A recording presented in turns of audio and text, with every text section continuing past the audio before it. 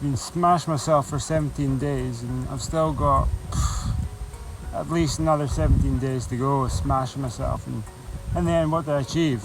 Nothing really. I've just ran some hills. I have no idea. It's rubbish, really. Rubbish at the moment. There's no motivation, no enjoyment, no love in the mountains, just fed up. Just fed up with smashing myself every day for nothing. That's where I am. So we'll get back to the van tonight and just see what tomorrow brings.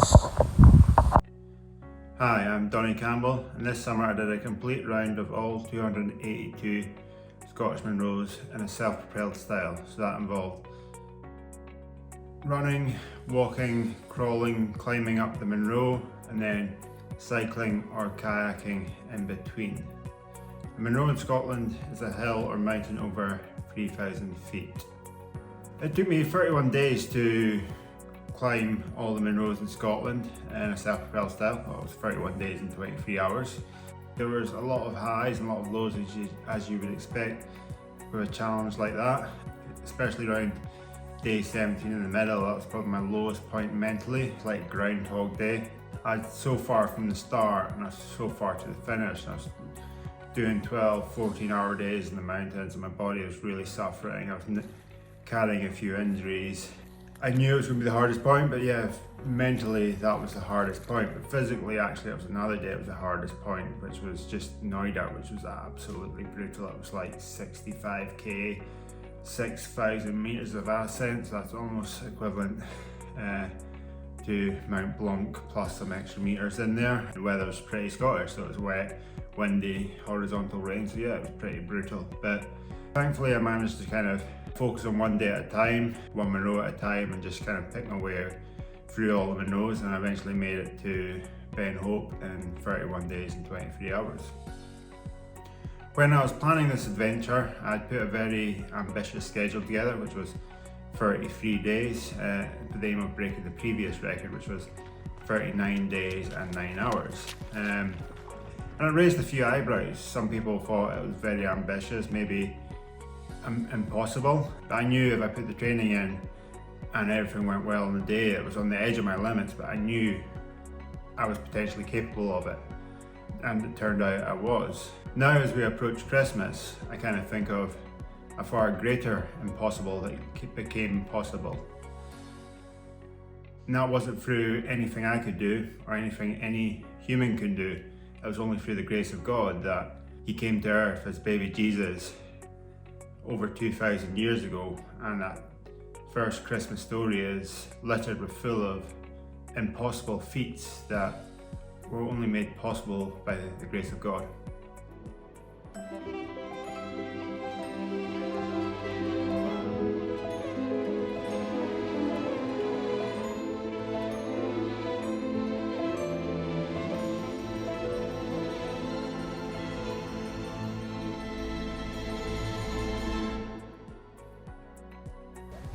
So we've just done the Coolin Ridge in 9 hours from Glenbrittle to Scoornagillion. We've still got to get Slighan, which is way down there, which is probably an hour away. Fun day, probably the best day of the trip so far. Really enjoyed it, ideal weather, no midges, sunshine, not too hot, so can't really complain. Mary stared at the doctor in disbelief. Pregnant? No, that's impossible. I mean, we haven't even... Yes, that's what they all seem to say, the doctor said, carrying on to explain the next steps, disregarding Mary's protests as just another teenage girl in denial. But Mary was in shock. How was this even possible? Joe was her first boyfriend and she was still a virgin. There's no way she could be pregnant. But it did all make sense. The morning sickness, late period, even the start of a bump. How would she tell Joe? What was he going to think of her? How were her parents going to react? Joe had just trained as a joiner and was looking for work. He'd heard of some opportunities in a local town that had just been devastated due to flooding. And he'd spoke to Mary about moving, but they had no money, nowhere to live, and Mary was heavily pregnant. Pregnant. Joe still couldn't believe it. Mary had told Joe that he would be the father, but that he wasn't the father.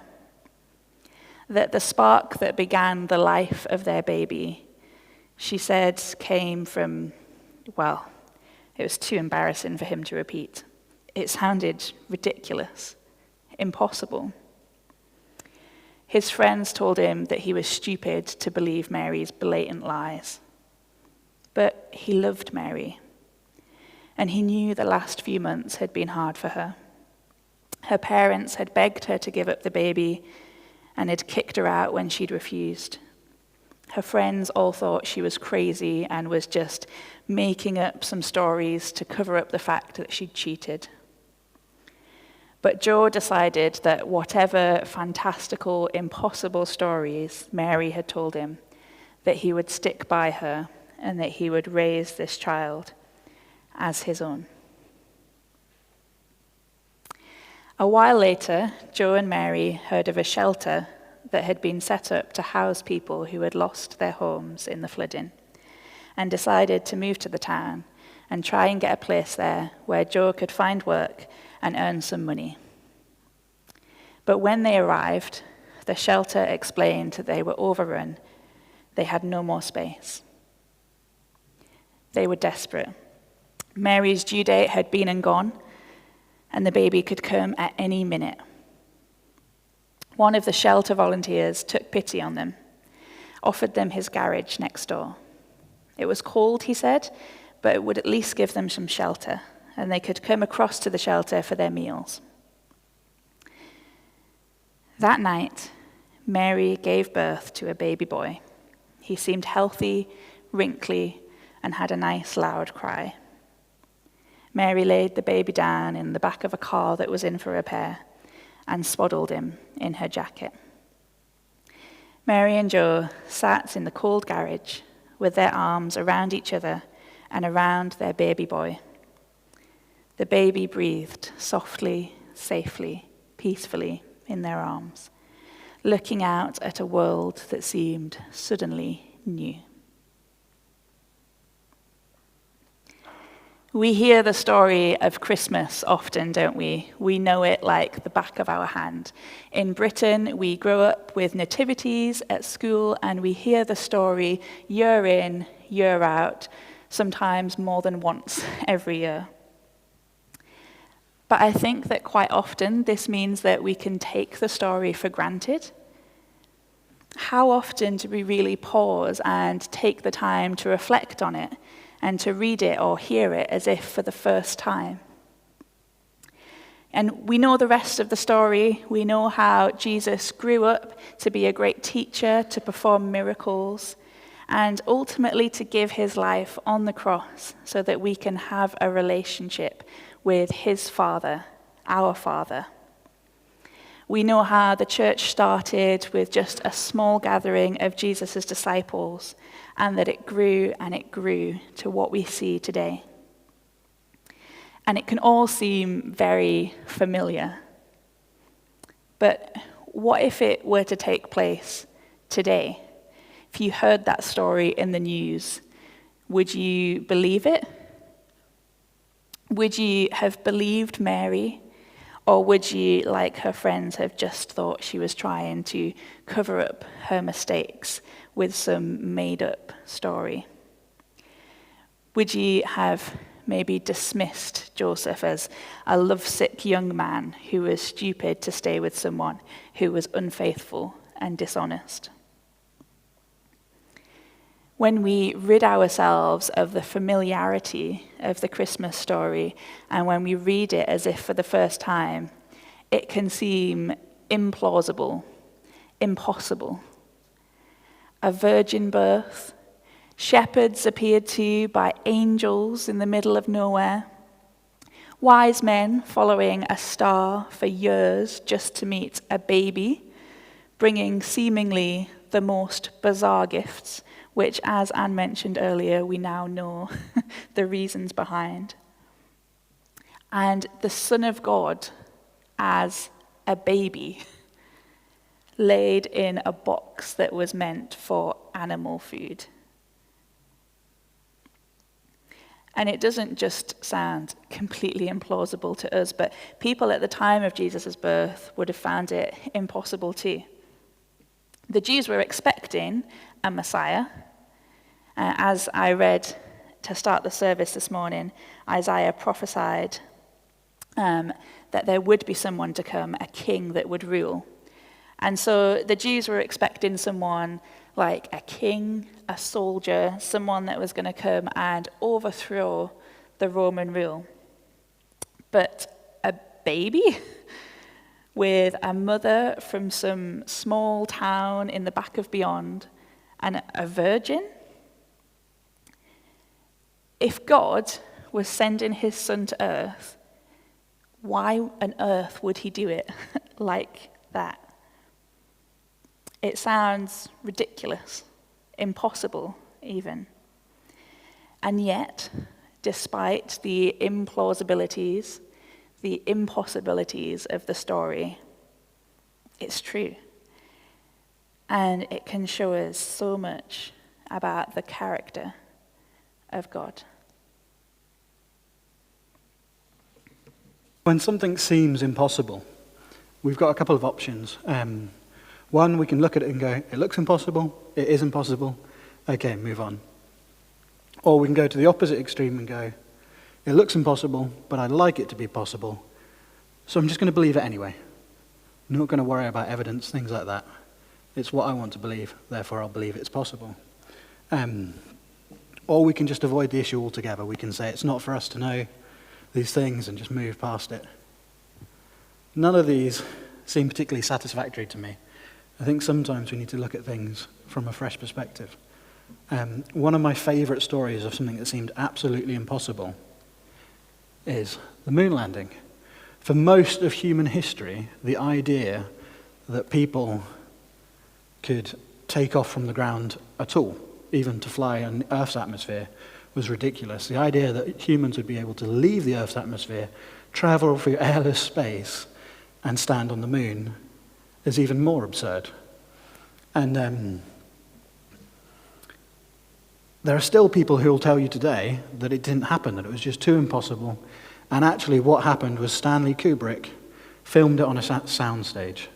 And because the year before he'd released 2001: A Space Odyssey, they thought he was the guy for it, he would be able to easily fake a moon landing. But the truth is that faking a moon landing in 1969 was far more impossible than actually going there. Now, there's a lot of reasons for this. There's a lot of reasons that they couldn't physically make the footage and the photographs of the moon landing in a studio. But my favorite one is this: the light. On the moon, the light comes direct from the sun. It's unimpeded. It travels 93 million miles and hits no atmosphere. And what that means is that any shadows are parallel to each other because the sun is so far away that the shadows just run in straight lines. A studio light doesn't do that. When you get shadows from a studio light, they diverge at angles.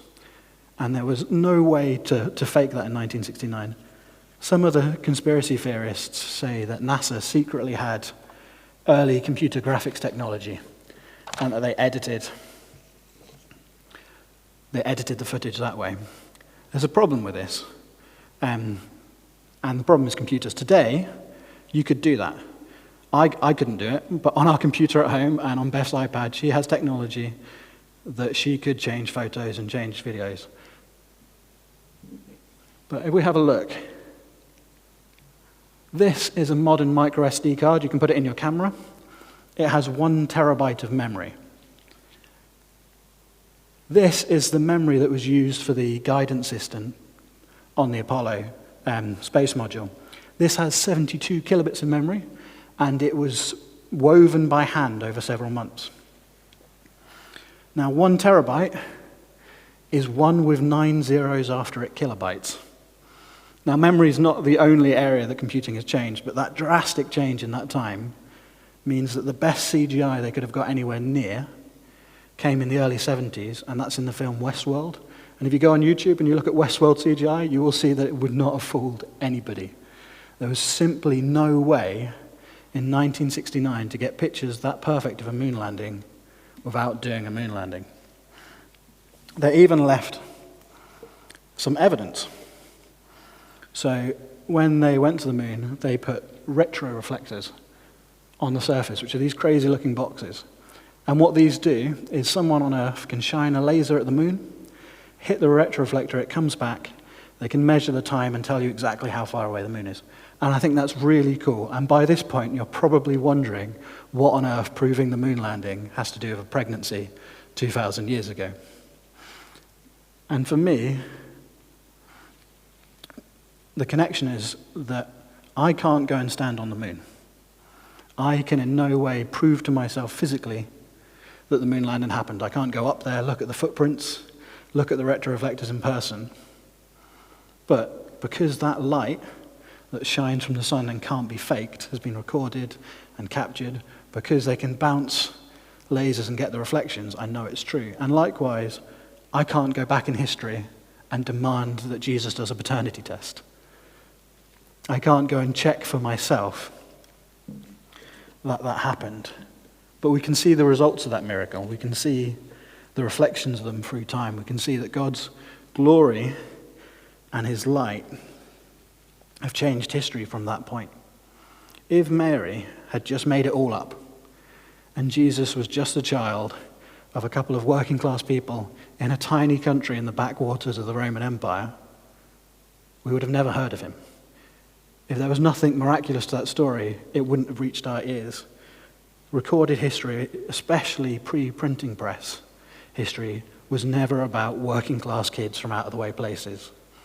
Hollywood might pretend sometimes that it's different, but it's not. If you go through history, you find out about kings, you find out about emperors. You do not find out about the kids born to carpenters in the middle of nowhere. Unless those kids are also God's son. Unless it's actually true. I've just lost the order of my notes. Give me a second. There we go. H.G. Wells says this: I'm a historian. I'm not a believer, but I must confess as a historian that this penniless preacher from Nazareth is irrevocably the very center of history. Jesus Christ is easily the most dominant figure in all history. I love this quote, but it completely baffles me.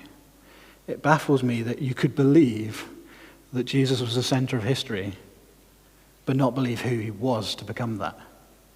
For me, it's impossible for Jesus to be who he says he was and vanish from history, and it's impossible for him to be the center of history and not be who he says he was. His whole life, from birth through to his death and his resurrection, was miracle marked, and it's impossible that it would be any other way. If just a lie and made up, his 12 friends would have known that lie, and when it came to being tortured and executed and all the things that before them, they'd have probably gone, actually, do you know what? It's not worth it.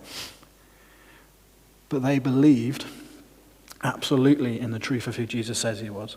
And from those 12 people, Christianity grew, and despite persecution in the early church, under Nero and other Roman emperors, and even persecution today, the church has grown to a population that's a third of the world's population, from 12 friends who were unlettered people from a backwater part of the world. Now, atheists and others will often dismiss Christianity as a lie made up, as a good story to tell poor people and to keep them under control, to tell them that because you get to live after you're dead, don't worry about the conditions now. Be happy with the place you're in. Be obedient and happy with your lot. And to be fair, that's how the story has been used. The church in the past has had some very dark patches, and even today we can see places where the church and Christianity is used as a tool for politics. But when we look at the actual gospel, when we open its pages and we see those stories, we see the truth. Real Christianity makes for a terrible lie. For a start, when we look at the story of Mary, historically, women were rarely the holders of power, and certainly not in Israel at the time of Jesus' birth. And yet in the Nativity we see that she is honored. She is visited by the Archangel Gabriel and honored by God. That doesn't fit with a narrative that says to keep the people who are lowly. God raises up a woman from nowhere and gives her the highest honor. And constantly throughout the gospel, we see God taking people who would have no honor in their society and raising them up. The shepherds were also visited by angels, and shepherds were the dregs of society then. They were those most looked down upon. And, you know, the lie says that Christianity is to keep people happy with their lot, and yet Jesus went and met people and told them to walk away from their jobs, their families, their lives, walk away from the lot they were given in life and follow him instead. And yes, early Christians were taught to pay their taxes and respect the authorities.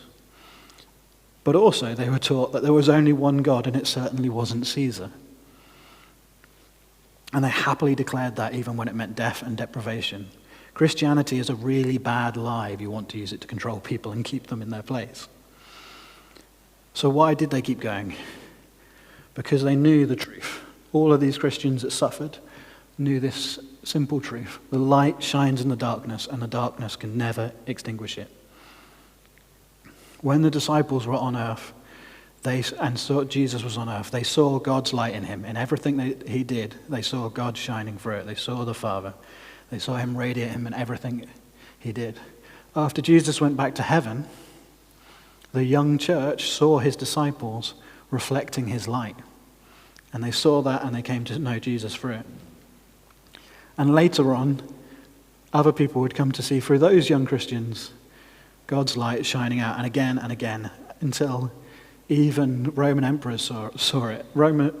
Julian, who was an emperor who was no fan of Christianity, saw this, and he complained in a letter to a friend. The hated Galileans, that's what he called Christians, devote themselves to works of charity. These impious Galileans not only feed their own poor, but ours also, welcoming them into their agape, their God love. He didn't like this fact, but he could see it. Even though he didn't want Christianity to be true, he could see the light from it in the way that the Christians loved the poor around them. And this hasn't changed. This isn't a cool story from the early church. It's still the case that whenever people trust God, accept his love, and allow themselves to be given over to his plan, to trust it completely the way that Mary did, others are going to see God's light reflected in them. It's an inevitability. And despite growing up in the church myself, I'm still constantly surprised and amazed when I see people who pour themselves out in service, and I see God's light shining through them. I've seen people who've got the intelligence and the ability to put themselves above other people. Easily he could choose to make themselves have great status, and instead they're quietly serving. They're cleaning up the vomit of a homeless person without any complaint. They're then going in, washing that person, making them food. They could easily, in any human system, avoid that. But because they see that's what Jesus did for us, they see the light of service from him, and they copy it. And that's how I know the truth of a story 2,000 years ago, is because none of these people serving, none of these people loving makes any sense if those miracles didn't happen, if Jesus didn't start this all. But some people still choose to do what H.G. Wells did and Emperor Julian. They see the light, they see that it's amazing, but they set the truth of it aside because it seems impossible that God is at the heart of this, that there's something real at the heart of this. But others realize the opposite of that far from the Gospels being impossible, that once they've seen God's light and how it touches and changes everything, that it's impossible for the world to make sense without it. So I'm going to finish this now with two of my favorite quotes from C.S. Lewis. "I believe in Christianity as I believe that the sun has risen, not only because I see it, but because I see by it everything else. Atheism turns out to be too simple. If the whole universe has no meaning, we should never have found out that it has no meaning. Just as if there were no light in the universe, and therefore no creatures with eyes, we should never know it was dark. Dark would be without meaning. So even in this time of pandemic, when the world seems dark, we know that the only reason it seems dark is because there is a light. And we see that light reflected, but we also see the source of it. We see Jesus. Okay, I'm just going to pray and then we'll have a time of worship. Father God, thank you for your Son. Thank you for all the miracles that brought him to us and continue to bring his life into us today. Be with us now in his name. Amen.